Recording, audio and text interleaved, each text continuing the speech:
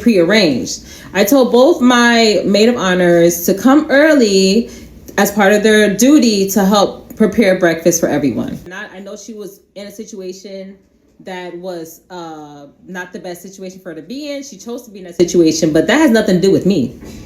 Okay, this is my wedding day, all right? So compartmentalize or get gone.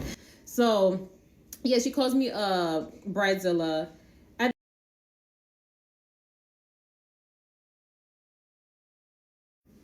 I have not spoken to my maid of honor since my wedding day of August 2025. And let me explain, because this is a crazy story, okay? It doesn't even make sense to me. So, to start off, I had two maid of honors. I'm going to say a true maid of honor, which was my ride or die, my childhood friend, my rock. Like, she was just my true maid of honor. And let's say my fake maid of honor, which is a friend who lives in the same state as me. We hang out, we have a good time, we have so much fun, and she kind of knows the more evolved Giovanni that I am today.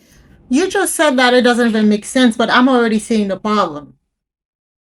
You created unnecessary tension and competition by calling one real, true, and calling the other one fake. I wanted two maid of honors because I thought the two of them could work together. My husband had two best men, so I thought, all right, perfect, cool. There was no issues. All right, so let's talk about the Bachelorette. Because you obviously picked her by default. You know, I can already see it. I can already see you picked her just because your husband has two best men. You should have never picked her. Because I think that's when we started to really see some character flaws in people. My fake maid of honor and I are part of a friend group that really she's kind of the head person in. We have some mutual friends that I've met through my fake maid of honor, and we always would go to each other events. If they have a birthday party or an event, I'm coming, and if I'm hosting something, they come. We both like to go out, we like to be outside, and it's mutually a good time. There was an issue because I decided that I wanted to have my bachelorette in the same state I live in, New Jersey, and I just wanted a nice Airbnb to have a pool party. I really wanted to have a bachelorette that was budget friendly. Like, we're in a recession, okay? And I was not trying to be one of those brides. So I told both maid of honors I want to do a pool party. Let's keep it real chill. People don't gotta really spend money in the pool party. And then the next day, Sunday, we will go to the city and have a good time. So Saturday, pool party. Sunday, people spend their money and we have a good time.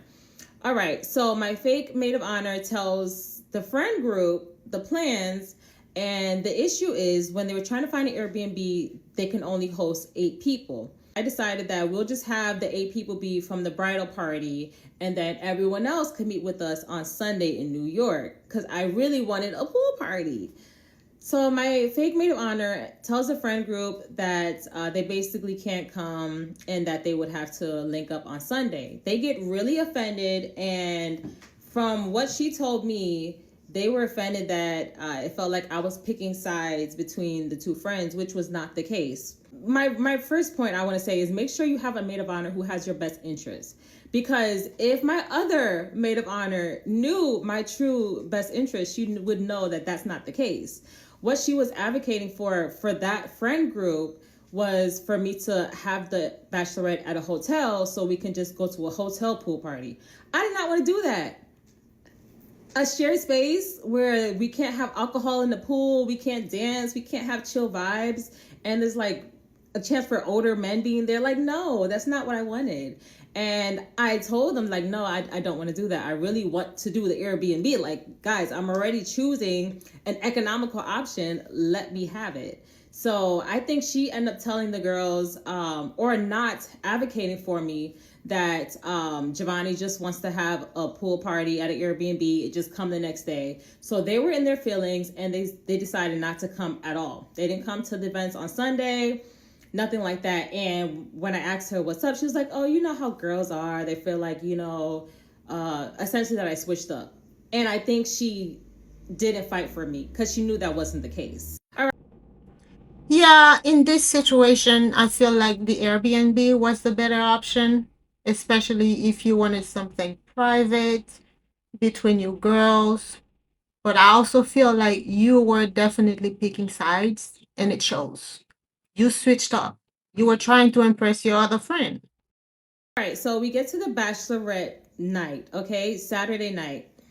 We get there, and my fake maid of honor, she tells me that she's in charge of food, which is cool, fine. She's the one who's always cooking food at events. She's a really great cook. Well, she tells me she's not feeling well and that she would just like to do catering. So she gives me some menu items and tells me, pick some items, because I had vegan, vegetarian, people who didn't eat pork. Cool, I understand you, sis. Like, give me the menu, I'll pick some items. So I picked some items for her. Come to find out, she had decided to do catering from ShopRite, which, if you're not from Jersey, is like maybe a Wegmans, or let's say like Walmart catering. Now, if I'm the maid of honor, I'm not going to choose grocery store catering to an event, but that's just me. I'm like, maybe it's just a budgeting issue. That's fine. I hype her up. Oh, girl, this food was good. So what's wrong with grocery store catering? You were just saying that you were trying to be budget friendly. So if budget friendly when it comes to your money, but not hers, I don't get it. I feel like you were trying to impress your other friend. My friends told me the food wasn't good, but that's my friend. I'm going to support her, so I'm just eating. Oh, yeah, girl, this food good. So the food wasn't good. The other thing, she left twice during the bachelorette. Maid of honor. Left twice.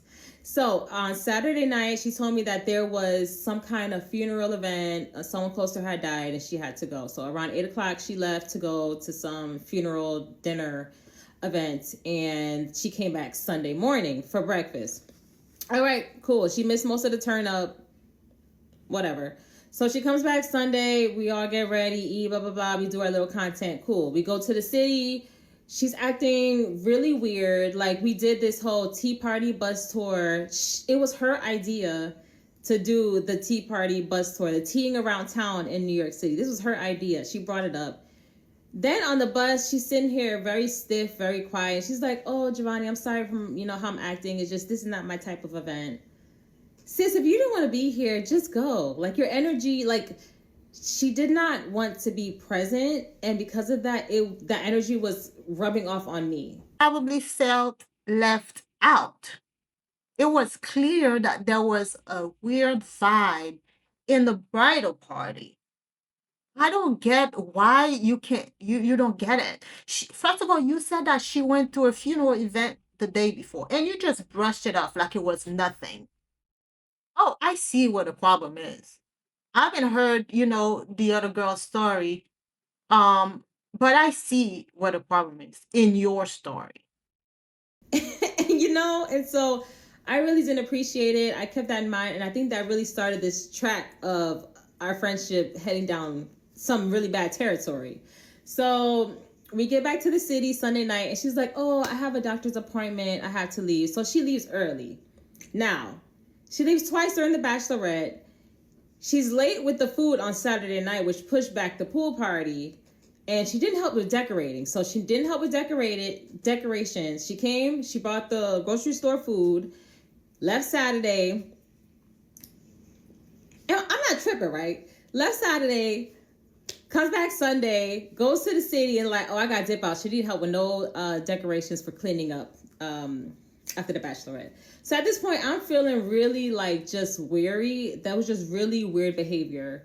But I eat it. I think it gave my friends some bad impressions of her, but I ate it and I was like, no, she's probably going through some stuff. All right, cool. She's going through some stuff. Now, let's talk about a little bit about duties of a maid of honor. It's really important that you pick a maid of honor who has, again, your best interests. So as I'm picking out bridesmaid dresses and maid of honor dresses, I decided to pick a website called JJ's House. Why? Because it's super budget friendly. I was not going to choose a $200 dress for these girls. The economy is just not what it is, and I'm not wanting anyone to break the bank. So I choose like a dress that was like $95. Everyone agrees, oh, this is great pricing, cool. So JJ's House has a thing where you can try on different dresses and to make sure you have your right size.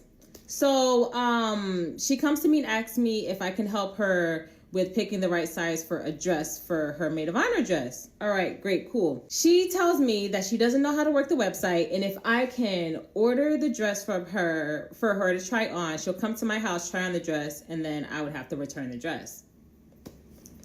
It sounds like she's giving me work to do, but okay. I do it the first time. I get the dress, we try it on. Let's try on some other things. So now she wants to try on some different dresses. She asked me if I can do it again, a second time. All right, fine. I already know the process. Get the dress. She comes, try it on. I package the dress, take it back to Staples. Now I've done this a second time now. I'm kind of tired. I'm trying to focus on other things, and this is just becoming a bit of an annoyance because no one else has asked me for help with their dresses. Everyone else is able to order their dress, try it on, they send me pictures, and then they get the dress that they need. So Yes, when it comes to the dress, you are absolutely correct. She should have taken care of getting her own dress. You're right about this. Yes. I'm not understanding why she's the only one who's having problems working the website. So we get the dress, she tries it on, cool. We get the dress that she likes, and she's like, okay, can you just order the dress for me? I'm like, no. And I think she was surprised that I told her no, but I was like, I have other things that I need to focus on. No one else is having issues. I have a male maid of honor, I guess you could say, a groom's bride, whatever. He's buying a whole suit to match everyone else, and he has not once had any issues or asked me to order anything from the website. So I'm not understanding why my fake maid of honor is having trouble ordering the dress. Very weird behavior, very weird behavior. So again, pick someone who has your best interests, because they're not going to come to you with all this extra stuff. They're going to be understanding, and so sorry I can't fit everything, but let's get to the wedding day, because yeah, I have not spoken to my maid of honor since my wedding day part 2. Okay, so let's talk about a few days before the wedding, because it's pretty important. Okay, so my real maid of honor, she's a type A personality. She's getting the group chats. She's texting people, you need to have this and da-da-da-da. She's on people. She's making sure things are getting done.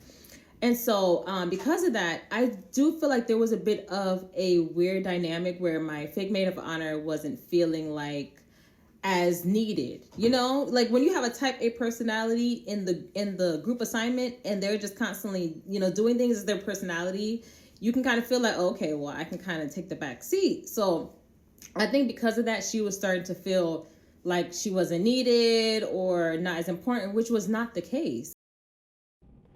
Did you guys make her feel like she was needed? What I'm getting here is that your true maid of honor just took over. But that doesn't mean the other girl doesn't care. She probably just stepped back because she is unsure of where she fits in.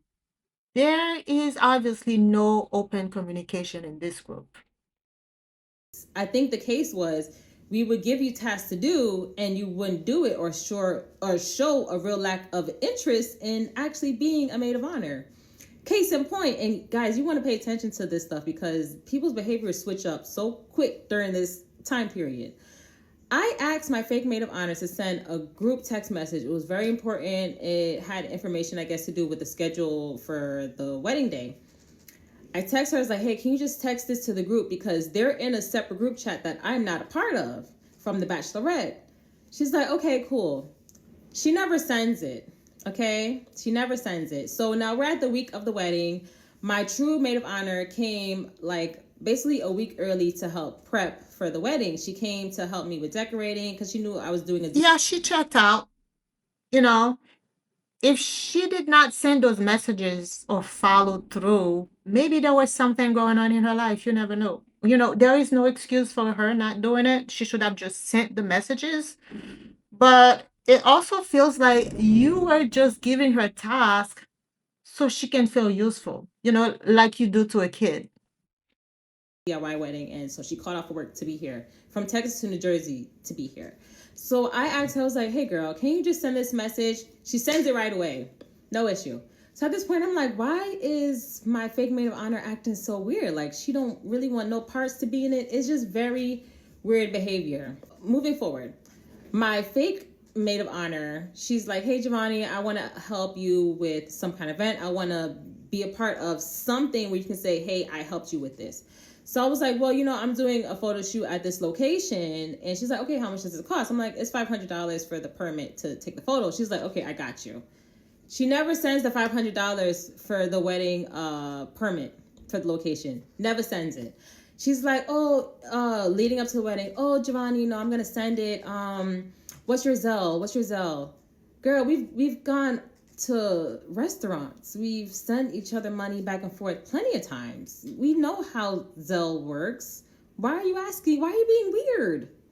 Like, she's just actually being weird. And Bryce, you want to pay attention to this energy so you could shift your attention. So at this point, yeah, if she felt like I was treating her differently because I had to course correct because the energy was not just right. So no, she tried to set me up because she said she was going to pay for the photo shoot for the wedding and she never sent the money. Luckily, I already took care of it. I never depended on her, but it was noted in my mind.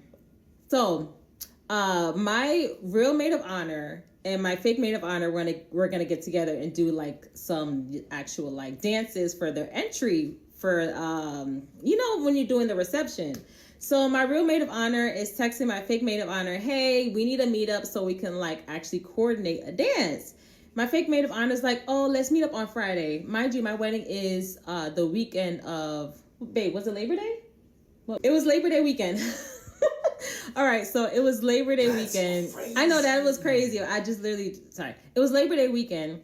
Okay, so my friend is asking, my real maid of honor is asking my fake maid of honor when they can meet. She's like, okay, we can meet on Friday so we can do the dance coordination. Cool.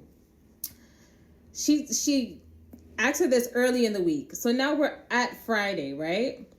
So my real maid of honor is like, hey girl, what time do you want to meet up? Then my fake maid of honor is like, oh, I'm so sorry.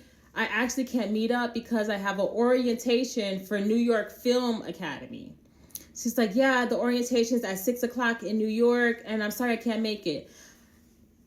I'm like, Yes, she was avoiding you. You and your true friend. She was avoiding you. She was trying to stay away from you guys. So what? So she calls me like real cool. She's not trying to make any drama out of it. She's like, yeah, it's just if she knew that there was an orientation, why didn't we meet earlier? Like orientations don't just spring up. I'm like, girl, this don't sound right. Like it's Memorial weekend, it's Labor Day weekend in New York. What school has an orientation on Friday at 6 p.m. on a holiday weekend?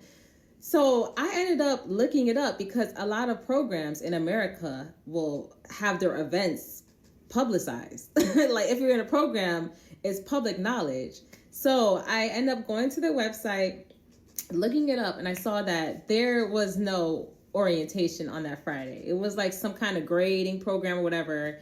And then the actual program, I guess she was trying to get into, the orientation wasn't until September 15th. And my wedding was in August. So she's lying. She's just not wanting to be part of the wedding, and the energy is just felt. It's just really weird. So at this point, I'm not feeling her right now. I'm really not.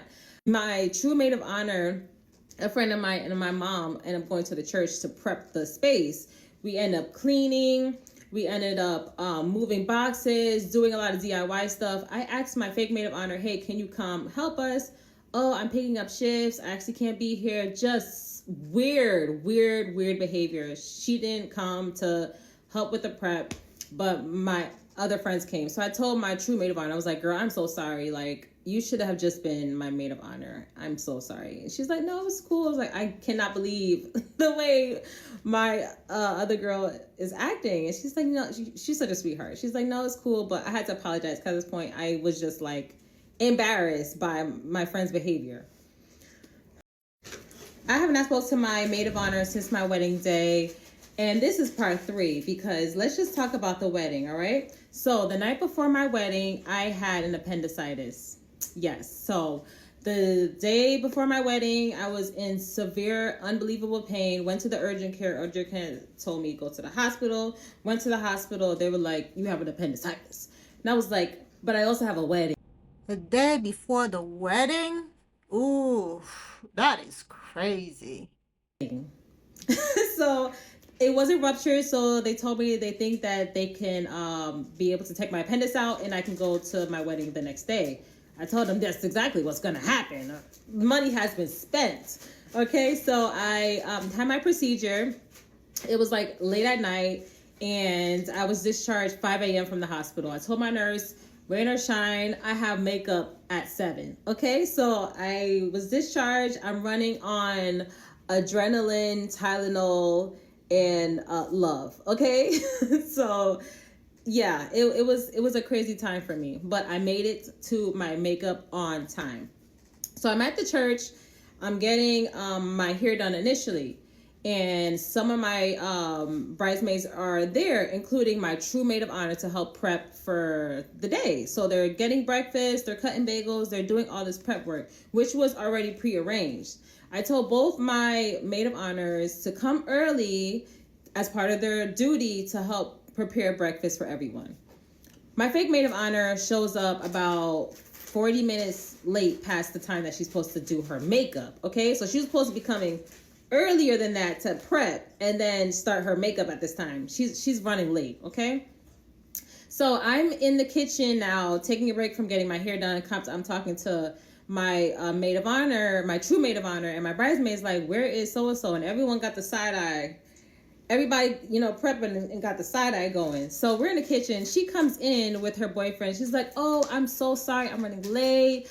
I had this is a, you would not believe. I'm so sorry. I'll explain it to you later. And I'm just like, girl, I'm just coming from the hospital and I made it on time. Why are you running late? And I think she was taken aback that I talked to her or approached her in front of everybody. But you were coming late into the kitchen and we were already talking about you. So let's just air it out right here. And so I think she was offended, embarrassed, whatever the case may be. I don't think so. You are So very we go back dismissive to of the your room, come friend. finishing my hair. You And know, she's yes, it is your wedding. Of course you're there. I understand she's late, but doing all this in front of everybody was very unnecessary. You could have just called her, pull her on the side, and have a conversation. So we go back to the room, come finishing my hair, and she started her makeup. She's African. So while she's getting her makeup done, she's on the phone talking to who I'm assuming is her boyfriend. She's talking to her boyfriend and oh, this is the last time I'm ever going to talk to her. But I can't believe it. Just going off. The thing is, she's speaking in her language, but she's also saying words in English. Yes, because she wants you to know that she is talking about you. Just like you guys were talking about her before she showed up. That I can interpret. So I know she's talking about me. Okay. So I'm getting my hair done, makeup done, child. I'm like, okay, so this is gonna be the last day. All right, cool. So everyone gets their hair, makeup done. We try to move forward. She decides that she wants to hold my dress for the whole day. She wants to be present. She wants to be noticed. Blah blah blah. So I let her hold my train, and that's the arrangement. My other maid of honor, she's just chilling out. She's my true maid of honor. She's chilling out. She's cool. So my fake maid of honor and I are leaving from the church into the bus, and there's gravel. She accidentally drops my dress on the gravel. Something happened, and maybe it was a true accident. She accidentally dropped my dress. But the way I turned back at her, and I was very upset because at this point I don't trust her. I don't trust her motives. The fact that she said this is the last day she's gonna be dealing with me, I don't trust her. So yeah, I was treating her with some attitude because the disrespect she gave me earlier. So my mom ends up telling me, Giovanni, it was a true accident, blah blah blah. You shouldn't be so hard on her. But I'm just like side eyeing her, okay? So we get on the bus and, we're going to our different locations to do our photo shoot. She tells me, Giovanni, I feel like you're treating me differently than everyone else and I really don't appreciate it, blah, blah, blah. And I probably was. Yes, you were. You were. Because she was never your friend. At this point, if I was that girl, I would have just left. I probably was. Because at this point, with everything leading up, you deserve it at this point, okay? I don't care what you say. You came late. You're the maid of honor position that you always wanted and be there for me, blah, blah, blah, and you're not being present. So, yeah, you're going to take all the smoke that's being thrown at you. Okay, so we do our photo shoot. We get back on the bus, and I think we're heading from the photo shoot to the church. At this point, none of my bridesmaids are really interacting with her. We're kind of all just tolerating her at this point. She's obviously trying to help keep the energy and vibes good. Like, she's not being too weird. She's trying to be herself, but it's just coming off as incredibly fake and disingenuous. So she calls me Bridezilla on the bus. I'm not sure why. I think it came out of nowhere, but You guys are mean girls. That's it. It did not come out of nowhere. You were acting like one.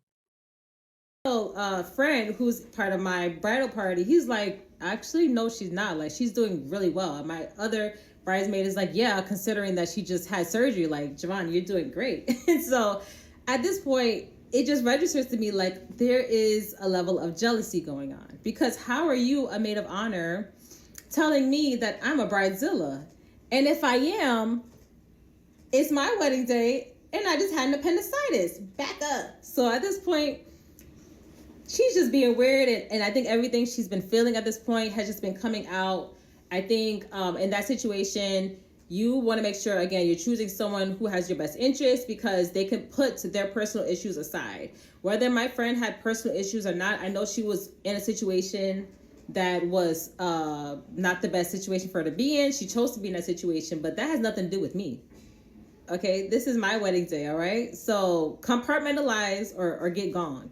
So, yeah, she calls me Bridezilla. At this point, we're at the reception. One of the girls, which ended up being her sister, who never came to my bachelorette, decides to show up to the wedding. She didn't show up for the ceremony. She didn't show up to the ceremony, but she decided to come to the wedding. She came, she ate her food, her drink, never came to the bachelorette. So at this point, it's just all bad energy. I did not want to really interact with that group because it just wasn't feeling right. I chose to hang out with my friends, family. I mostly sat because, again, I'm running on Tylenol and vibes and love. Okay, so that was the situation. She ended up leaving without ever telling me bye, and that was it. I called her a few weeks later because I said I need some time to breathe. Me and my husband was just like, we're pretty much good. I spoke to people in my party like, hey, should I try, pursue mending this friendship? They're like, nah, I think you're good. But Why are she you was a speaking to everyone else before her? Why aren't you having a conversation with her before you speak to everybody else about the situation? See, you guys were never friends. At least you were never her friend. There was no need to call her. I'm watching this, and when you got to the wedding part, I already knew it was over. There was no need for this because it was never a friendship. true friend to me. I don't think she was a bad person. I think she was in a bad situation, and that came out in her character, and it sucked. So I called her to think, okay, maybe we can try to mend this, because the day of my wedding, I actually told her, I was like, I know you're upset and mad at me, but it's okay, like, that's fine, you can be mad at me, but if we're gonna be friends, like, we have to work through this, whatever.